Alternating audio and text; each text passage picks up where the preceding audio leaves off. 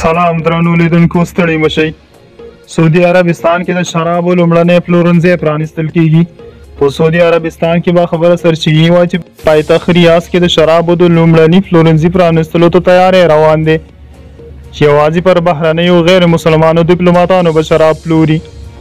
رسنیو ته په رسېدلي یو سند کې راغلي چې پیرودونکي باید د موبایل د یو اپلیکیشن له لارې د بهرنیو چارو وزارت تایید ترلاسه کړي او کولی شي چې هره میاشت یوازې تر یوې ټاکلې اندازې شراب وپېري.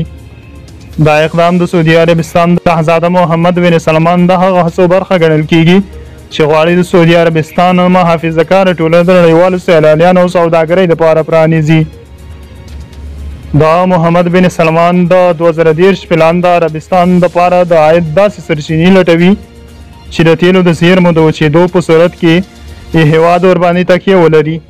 د شرابو دغه پلورنځی د ریاض په ډیپلوماتیکه سیمه کې پرانیستل کیږي چیرې چې سفارتونه ځای لري او ډیپلوماتان پکې اوسیږي او یوازې غیر مسلمانان به ورڅخه شراب پیرلی شي.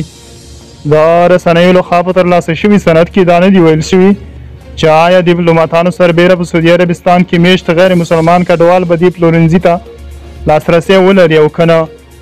په سعودي عربستان کې میلیونونه کډوال ژوند کوي او ډیری اسیایي او مصري مسلمان کارګران دي. سرچینو ویلي ټاکل شوي چې دغه پلورنځی په راتلونکو څو اونیو کې پرانیستل شي. په سعودي عربستان کې د شرابو پر څښلو بندیز دی او سرغړونکي د درو وهلو او سندانې کېدو تر څنګ له دغه هېواد څخه شړل کېدی شي.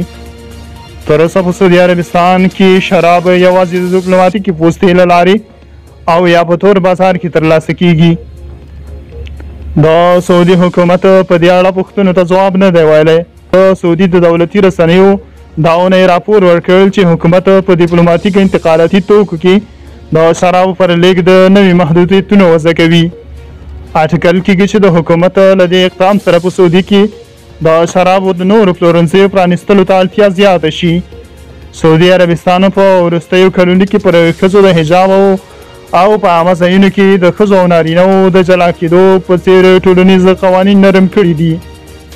د محمد بن سلمان د واک له زیاتېدو سره په وروستیو بدلونونو کې سعودي عربستان ته د غیر مسلمانانو سیلانیانو جذبولو د موسیقۍ کنسرتونو او د ښځو موټرو چلولو ته اجازه ورکړل شوې ده.